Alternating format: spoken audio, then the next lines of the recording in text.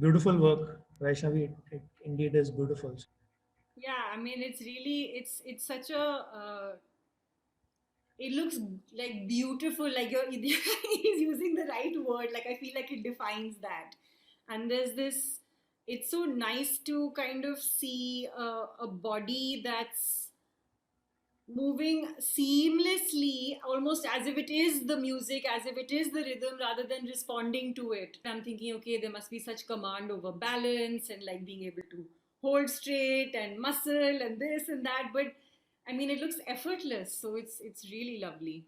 So yeah, so beautiful. Yeah, both this combination of the strength and the fluidity in the movement, that's really captivating, and the sense that there's the music is happening, like you were saying, and you're another element inside the music. So you have your own punctuation and your own kind of shifts of time inside of that. And I think that really brings out some lovely qualities in the piece. Yeah, and also just the lighting of it is really striking. I think in both the pieces you showed, there's this interesting use of really dark lighting. I think it creates quite a lot of intrigue, especially when you're looking at bodies in this sort of dimly lit space. There's something curious about what that does to us as a watcher, of really kind of intrigue about what is the body doing, and yeah, very beautiful. Just one question regarding being anchored. This whole performance is about so much of movement, like what Elon talked about, so much of muscular strength and fluidity at the same time. But all this movement is still kind of anchored at that particular point. If you can just elaborate on that particular dimension of the structuring of the performance. So this is actually not choreographed at all. It is an improv piece, and the reason why I think it is easy to flow through is because I've heard that song multiple times. So again, it's just some memory that translates through muscle memory. But about anchoring, that comes from other practices that were happening during that time, which were hectic somatic practices. I was preparing for Cat's Cradle, which meant that we were doing core work. We were doing exercises where we were doing counterbalance exercises with different kinds of body weights. So that anchoring A comes from that. And another place that it comes from is Bharatnatyam. You are literally taught how to pull in your tailbone inside to align with the sternum and the skull. And you feel the internal pull. It's almost like a rope running from the top to the bottom and then extended in the like completely. That anchors you. Strangely, I think it is also a meditative technique. The white light meditation is a very strong way of anchoring. So it's literally just that. It's a combination of counterbalance exercises that were happening at that time, which brings in that sort of really present strength that I was uh, channeling, and anchoring that has happened over 16, 17 years of just training in that aramandi basically. So that's where it comes from. Most of Bharatnatyam, you'll notice, also happens in that space, and then it moves Yeah. to other places. Thank you so much for this. It's very intriguing to get some insights into these different practices.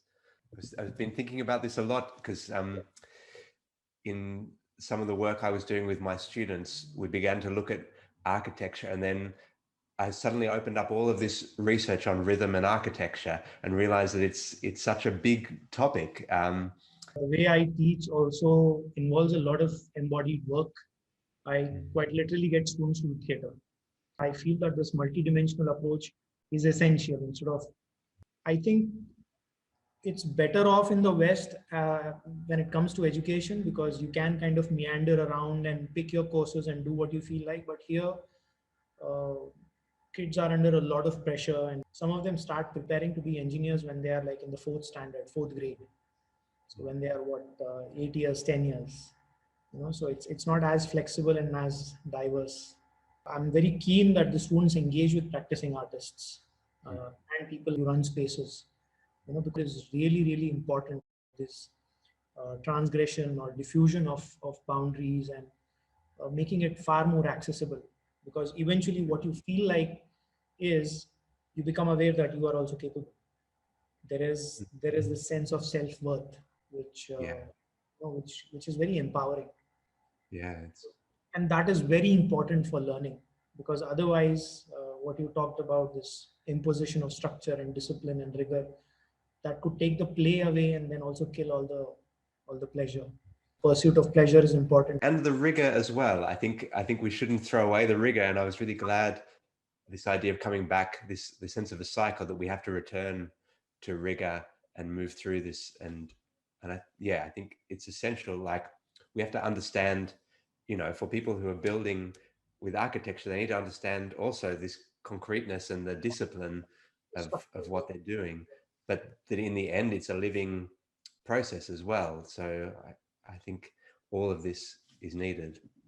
But I think also here in the UK, at least from my experience, there is also a lot of boundaries between people and theatre buildings. I think this is maybe different sorts of boundaries, but I think for large amounts of the community, it's still seen as a very highbrow space or a kind of exclusive space. And yeah, no matter how much a lot of policy might change, I think these fundamental sense that there's a barrier, like a preconception, a preconceived barrier, it's a very difficult thing to break down. Looking for ways to make spaces feel accessible on a really, on an authentic level, not just the concept of accessible, but what is it to really feel like you're welcome in a space. I think it's such a subtle difference between feeling alienated by a theatre building or feeling like it belongs to the community. I won't say that we were 100% successful in all aspects, and there were many things that we continued to question. But I would say that we were always thinking about it. How does this feel less intimidating? Which came from the pure love of that thing, to say, listen, this is a great thing. Like, I want you to come and experience this. Yeah. And starting out with very simple people, like just our friends, who would not come. Yeah. It's amazing. I'd spent a few months traveling in between one job and Oddbird.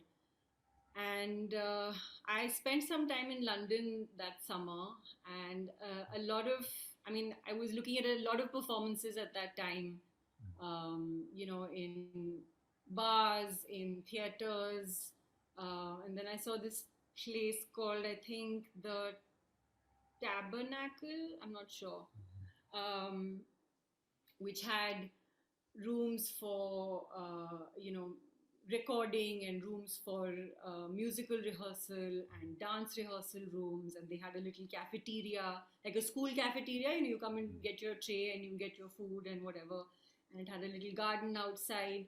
So that was in fact a great sort of experience for me. I went at a time when the performances were not happening there, and so it was being used almost minimally. But there were kids who were practicing their instruments after school, and there was someone who was wrapping up mats in the rehearsal room, and there was just this kind of quiet sense of activity and belonging that really stayed with me for a while after that.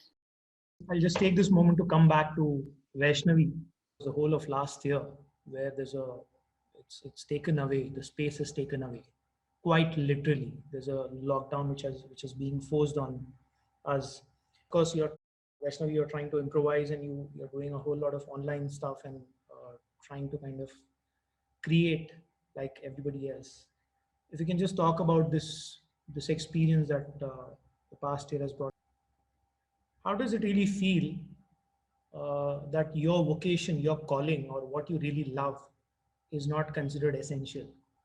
About it not being essential, I think I grew up knowing that it is not essential, and now I have a day job forever. In fact, I've changed day jobs during the pandemic because of the pandemic. But what's interesting is finding work that is at the intersection of what you want to do, um, and what is already happening. By that I mean, as an artist, I'm often on the forefront, but the work I pick is often what's happening in the background. As in, I've picked up management oriented work that allows me to understand what's happening behind the scenes. What is the logistics? Um, how is the audience interacting? How is someone making those decisions? What are the communications that are happening? Um, Somewhat like also partly inspired and along the lines of what Shambhavi is doing. Definitely not as well, but uh, that's the kind of alley that somehow opened up through an F&B space. I don't know how it happened. It just happened. But now, because everybody is at the mercy of an audience that is stuck to the phone, there's suddenly a lot of room to play. People are dependent on different kinds of curation of performance, even if that's not directly physical. You want to elicit uh, a response. You want to sort of curate an experience that will get someone to respond to you. And that's how you know that someone's engaged with your product. So that's become a space where my money making, breadwinning, and curation or playing is happening. Uh, when it comes to my practice, a really interesting thing has happened. From a place of rigor, I have now started embracing relaxation in a very different way. Like the pieces now I'm interested in, of course, Cat's Cradle whenever time allows me. But now I'm looking at laziness as like, is it really a bad thing? Can we look at laziness not as the term? There's a lot of baggage in that term, and I don't think not doing something is definitely lazy. There is a lot of presence in that as well, and somewhere my research has begun with that, where literally sometimes I see my cats walking around and I'm just sitting there with one mudra and just trying to like from a distance trying to imitate their ears, and something else is happening here in the meantime, like there's some light source and there's a shadow here and there's a cat there. There's a very interesting composition that's taking place and it's happening in pure like laziness. Which is an interesting discovery that has happened. And I'm allowing it to unfold without wanting to, capture it or record it or present it as much. Because I feel like the moment I put a result oriented, goal oriented purpose to it, it'll lose the momentum. So that I think has taken over slow and steady. I've had to teach in the middle online, which was a very painful experience. It was horrible because it was kids who were like 5 to 8 year olds, and their moms would come and like feed them bananas and stuff in the middle of a class. It would just be, it would be hilarious. And then moms and parents would also come and say, "Please teach this song, okay? Please teach that song, okay?" And I would just be like, "Why am I even here? You do it yourself." Did you record your teaching sessions? Yeah, I had to. No. Very embarrassing. You, because I have a very expressive face, so so there are points where I am genuinely ticked off, and one cannot unsee that. It's visible on TikTok that the mom has come and like it's literally like it's visible. It's a performance there. So I've had to do things in the middle which involved like even online performances, like a Zoom performance. It's very felt very odd, felt very limited to the camera. So I'm still navigating my relationship with the camera and the limited frame. Uh, there is a lot of resistance there, I know, and therefore I resort to laziness. So that's pretty much summarizing the year for me. I think I sympathize very much with this. And I think this, yeah, stepping back a little bit from our and like this driving ambition to make, to produce. I can relate really strongly to this as well. Um, and actually taking a bit of pleasure in stepping back a bit. And strangely, I feel like I've also become more productive, even though I've sort of taken my foot a little bit off the accelerator. I mean, I always feel like I'm quite a laid back person anyway. But I think something about the environment around me also slowing down has given a different perspective on this idea of ambition, and like what are really the things that are important. And like you say, like actually this moment of just being with your cat and discovering a game is, that's a beautiful performance. And that could be as amazing as going to the National Theatre and seeing like a famous actor, or, in terms of how, what this means for you. So yeah, I think I relate strongly to this. I'd like to play one of your earliest works when the lockdown started. It's on the music for traffic.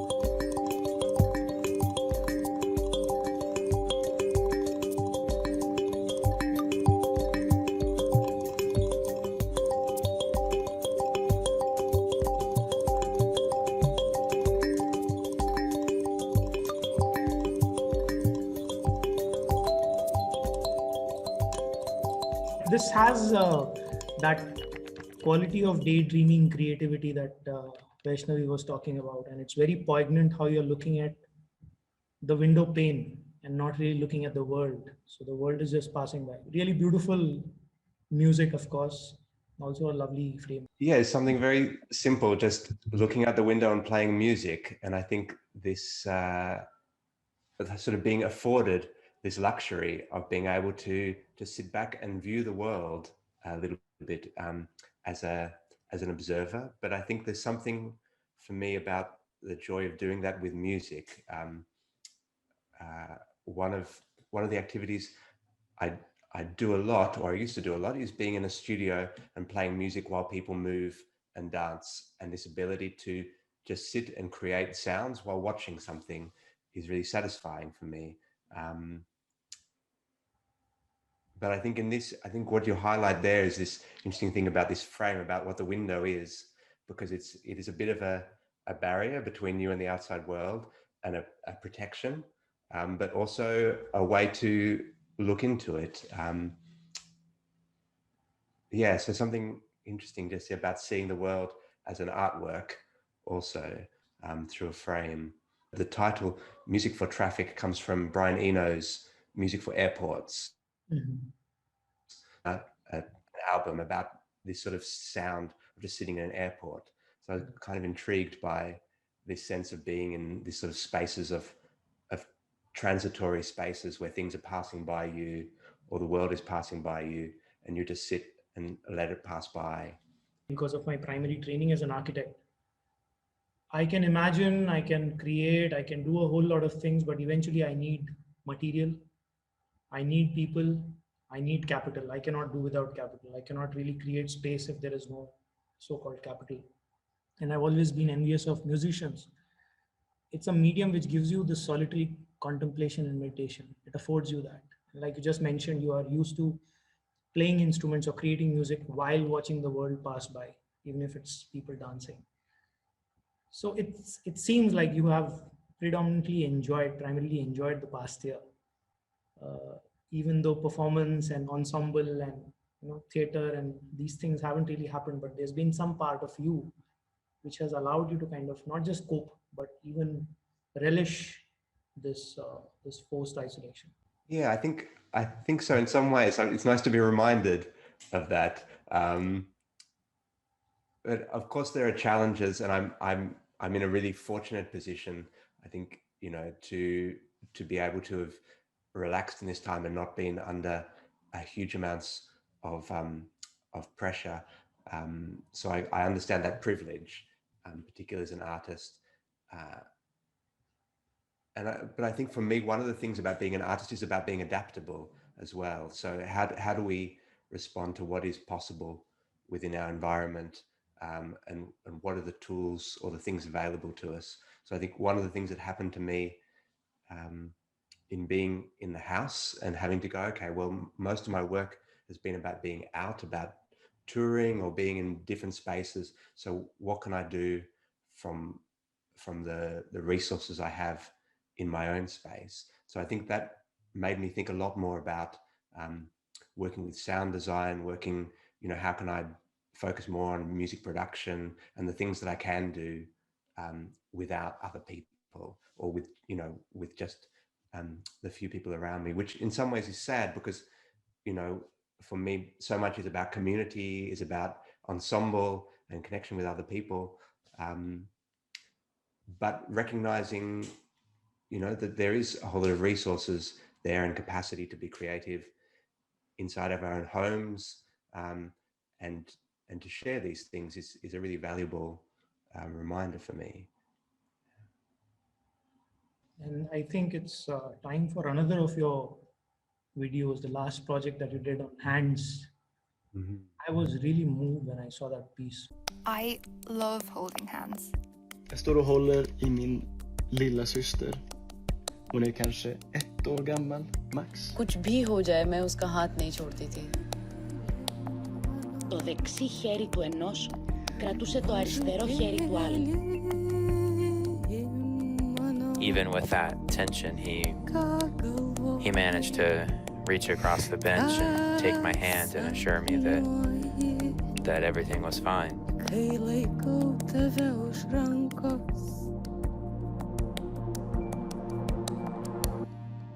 I should probably say that this piece was made mostly by my partner, Zoe Catalero, so she should really take credit for the creation of it. But it came to her from, I don't know if you have in India, but in the UK, you have a lot of these medical posters about cleaning your hands. So these images of people kind of doing this idea of contact with the hand. So I think that was the primary inspiration. And then this made her think about memories of contact with somebody else. So, you know, what is it to really hold someone's hand, or moments in our lives where somebody's touched our hand and this has had an impact on us. So she sent out a kind of call out for people to send her stories of their own memories of making contact with someone's hand. So there was people talking about their lover, or people talking about holding a baby, or this kind of feeling of it not being acceptable to hold another man's hand in public, and all these different things came up that we weren't really expecting.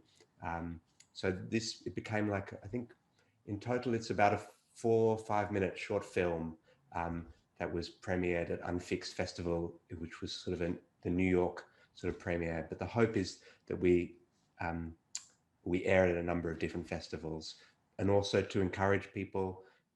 I think we might do an exhibition here in Yorkshire where people watch the video and then write down their own memories of holding someone's hand as a kind of way. How do we really taken by, I think someone was talking before about this sense of how can the artwork give us space to observe something in ourselves, to reflect on our own experience. So yeah, finding ways that this could be a trigger or a provocation for people to think about their own lives and contact.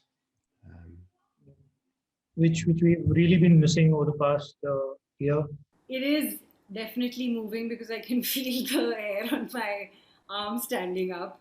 It makes me think about what are all of those things that we, on one hand, say take for granted, but if we're not taking for granted, what is it that we're holding on to? What is this memory that we're accessing?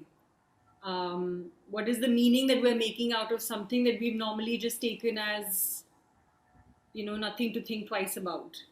So that's what I found really interesting about this, and through the story of holding hands, and I mean, it just kind of makes me think about all the ways in which gathering and people coming together, who have had to adapt in some way to the digital format.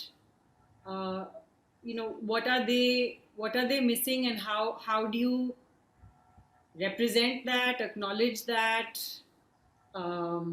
make some kind of a meaning out of that? That's the process that it kind of triggers for me to think about. Because a lot of our interaction, or what we take away from, what we find the joy and fulfillment out of, is the energy that we're exchanging in a physical space, is the the sound that's being created out of a group being together, is the ability to engage within and without, and be able to do that in different levels and degrees. And in this medium, it just cannot work like that. So how do you find a way to compensate for that? How do you find a way to adapt to this? What are you okay losing completely? I think also it's a really valuable thing that we're reminded of these things that, as you say, maybe we took them for granted, of the touch, of being able to be around other family members, and to share contact, but also the memory of being in a theatre, and the memory of being in spaces, and maybe moving forward, rather than moving away from those spaces, we'll be reminded of the importance of them, like that their significance is felt more strongly, at least in some of us. I wanted to know the process Were these voice recordings or was it text messages that you received? Yeah, so a lot of them were just people on their phones recording kind of just voice messages that were sent. And then I had to take them and edit them and kind of chop out bits of stories. So what we showed was really just a promo video. But the actual short film, it just goes through these different stories. And I guess it's like a montage or a kind of just bits and pieces chopped and layered over the top of each other. But because the audio is quite fragmented, when we made the film, we did the video in one shot. So the actual film is just one continuous choreography with myself and Zoe that we developed with the sounds kind of cutting over the top of it. It's a kind of a journey from being on your own to being in contact to being back on your own again. But we developed in lots of different ways. So we had a week in a studio, which we're really lucky. There's a local theatre space near us, Kala Sangam. It's a community centre, and they offered space for artists to work for a week without any need to achieve any goal in a week. So they said one woman just came in and lay in the studio for like 5 days and did almost nothing. But this is what she needed to do just to get out of her house and be back in a dance studio. But yeah, we were really lucky to be able to go there and just play and experiment with things. And then we found bits of material that we liked. And then we came home and filmed it in our house again. That's a very, very important point that you just brought up for artists, for performers to be in that space of creation. Not necessarily the space of presentation, but to be in that space of creation. I mean, of course, you came back home and did the shooting, but you needed to go to that space to kind of figure things out, and that woman had to come and just lie there for 5 days. I think it's very moving stories. I want to come to the last question that I have, which is about space. What does it make you feel, Shambhavi, about the space of creation? I've just been thinking a lot about the idea of spaces for specialized activities, or that a certain space is for a certain thing. And a lot of this was just from being home and feeling like there's only a certain kind of thing I can indulge in or I can do in the home sphere, because conventionally or traditionally, everything else that I've had to do has existed outside the home. And there has always been that kind of, this is what you do when you're at home, and that's what you do when you're outside. And a lot of last year has been about negotiating a lot of those things. And naturally, work is the first thing that you pay attention to. So it's about how do you get online and how do you kind of keep work going and keep productive. Because I'm not as evolved as either Eilon or Vaishnavi. I've struggled a lot with the idea of, just kind of stepping back and being okay with it.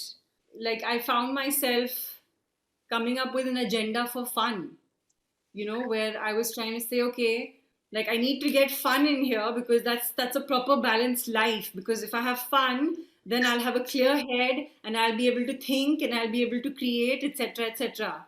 So then when my fun was not panning out the way it needed to, I was getting really frustrated, and I was saying, oh my God, how am I supposed to move ahead with anything in life?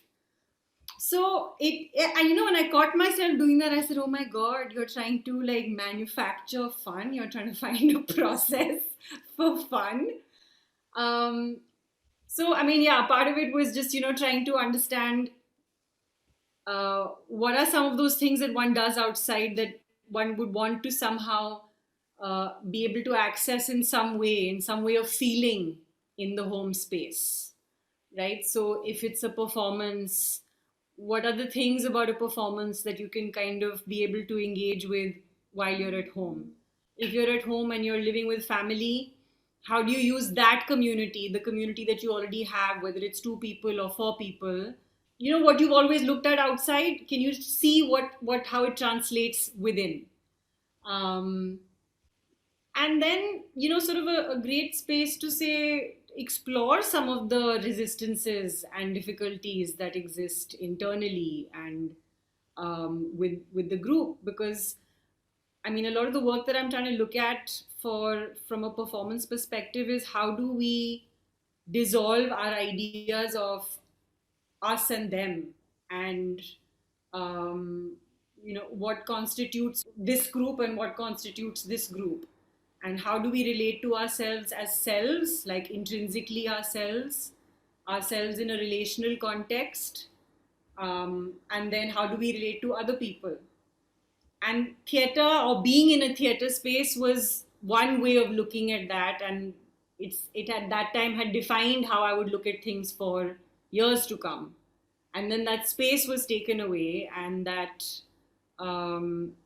method of interaction in general was taken away. I consider myself a very sociable person. I liked to be out. I liked to be meeting people. I liked to be, sort of going into different spaces, seeing different things. All of that was closed. I was just trying to like look at how do we bring that here. So, like you said, space for creation and space for presentation. And then he said he finally came back and shot it at home, right? So, how are we really thinking about which space is associated with what?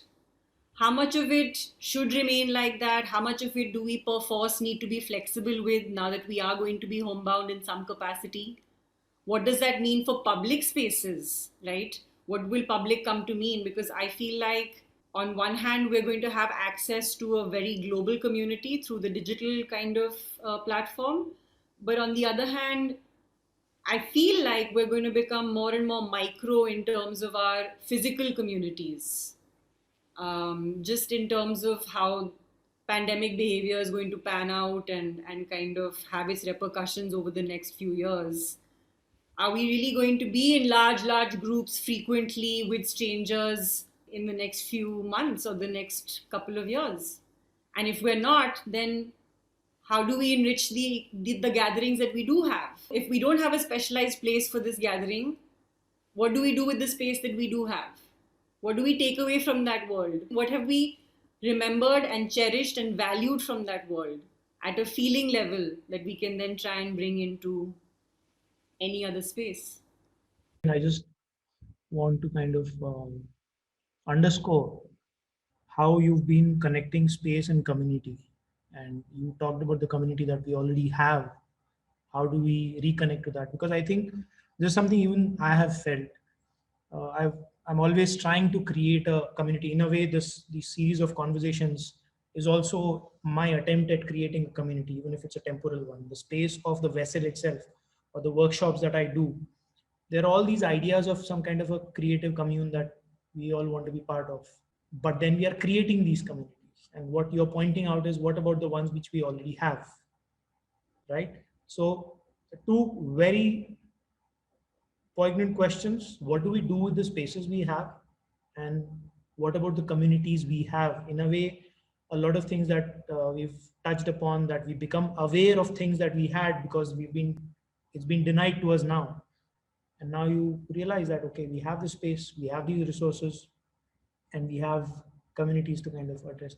So the question of communities, it is kind of the other dimension of the coin. When the lockdown in the UK began, I'd just moved to a new city. So I had lived up in Glasgow before then, in Scotland, and then I was in Leeds. So this was a kind of an unknown space to me. But actually, there was something interesting about suddenly being locked into this space, in a sense, that I became much more connected with the local area that I was in than I would think I would have been otherwise. Because, every day I would take a walk, and I would walk the same journey to the shops and back again, and then discover, oh my goodness, there's a whole forest here that I didn't even know, or here is a shop that there's people selling local fruit and vegetables and bread that I would never have encountered, I think, if I hadn't been forced to be restricted into that space. So for me, there was a kind of an awakening to what was within my local vicinity that felt really quite powerful. and I'm aware again that my own personal experience is really privileged, that, you know, I think a lot of other people, that those restrictions create a lot more problems for them than for me. But yeah, that ability to go in deeper in more depth into what was happening around me. And then we moved again. So now we're in a new house again. And again, that sense of not really knowing the neighbors, not really having an established community, but the community for me is just in these little moments of chatting with somebody you pass in the street, or taking a walk and somebody will say, oh, you know, where are you from? And we've now made friends with people in our local market who sell fruit and vegetables. And for me, these things feel really valuable. I think in some ways, feel more potent and more necessary than before. And I think hopefully moving forward, the fact that we're able to give value to these things that maybe was just a sense of them being just, oh, this is just every day. The fact that it feels a bit more special.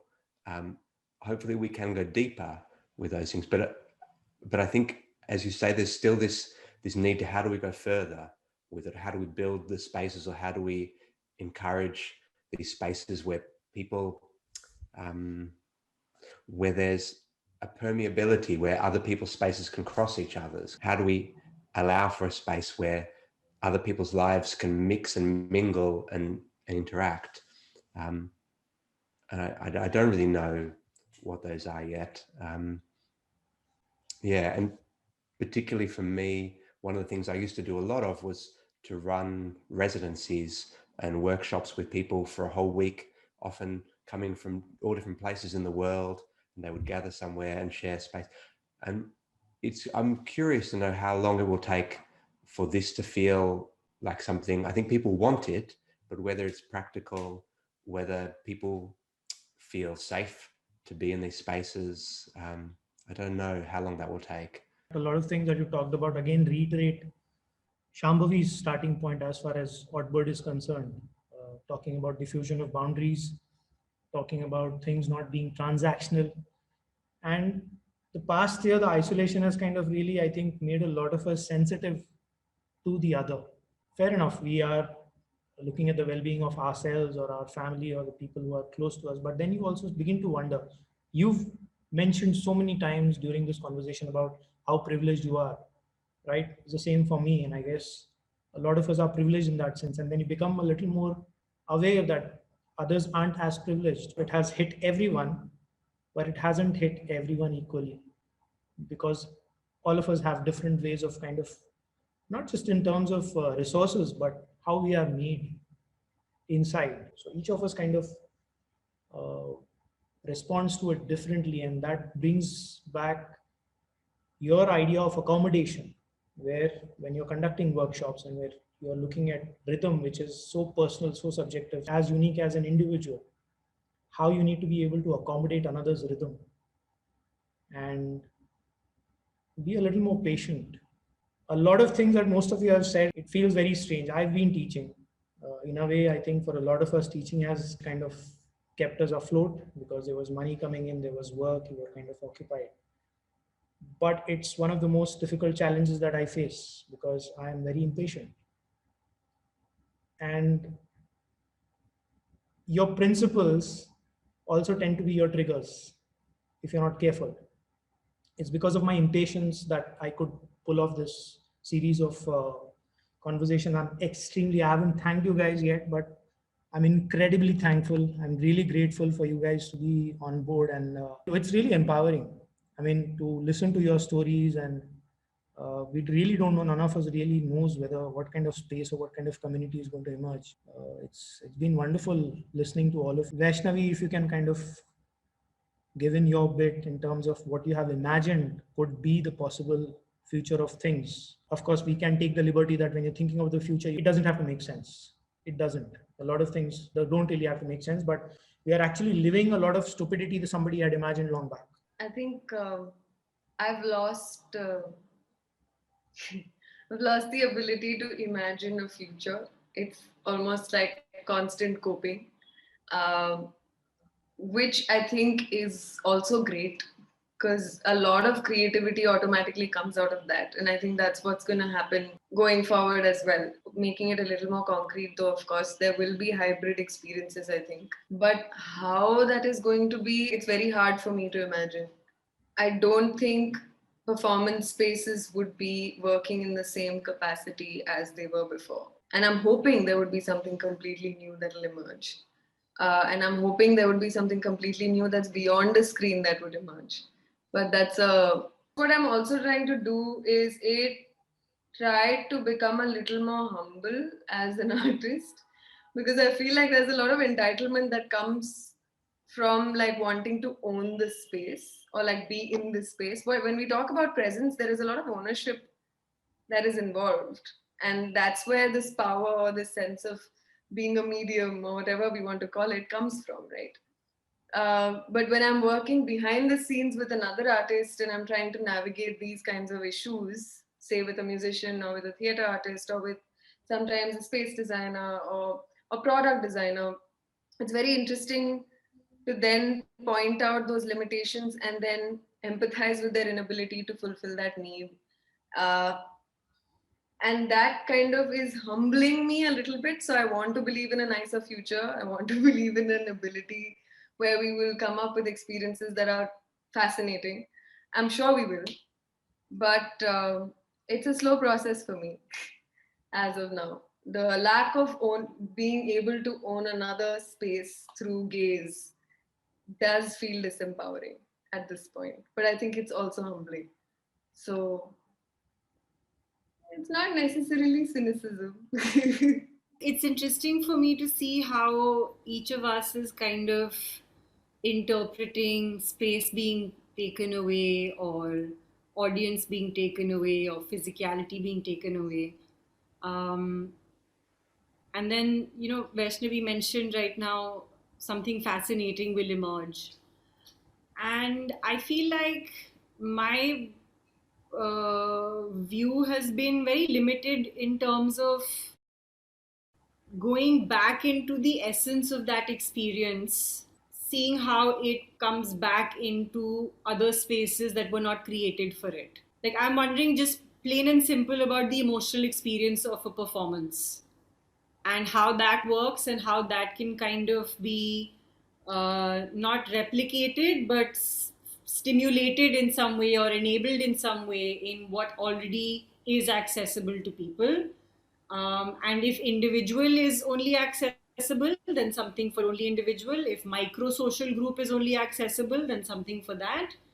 And maybe it'll be a while before large group kind of spectacles are created. But I feel like we'll start to appreciate smaller performances in smaller ways, whether it's on the street or whether it's in a room or whether it's at a ground outside.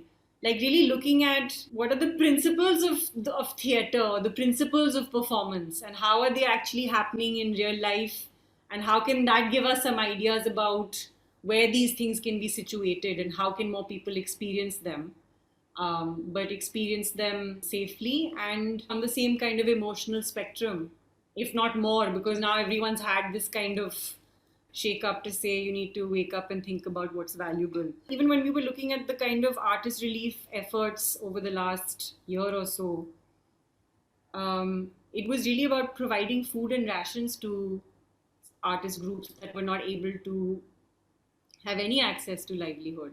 When I imagine what they are really missing from this whole thing, or what they are thinking about the notion of performance, or is art being created or experienced, I am curious about what that perspective is and how divorced it is from the idea of having food that night,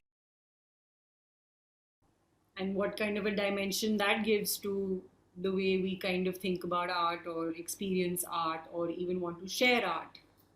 I was just thinking then about something you said earlier about this idea of moving away from the commodity. How does the community just value the artist without turning what they do into a product?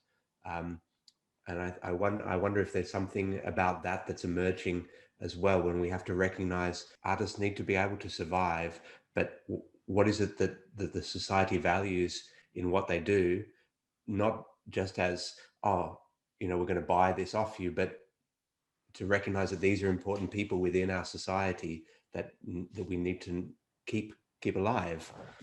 Yes, we are again left with a lot of questions. The way I look at art is it's not really in the noun form like you call it. It's not a product, it's not a thing. It's more of a verb, it's practice.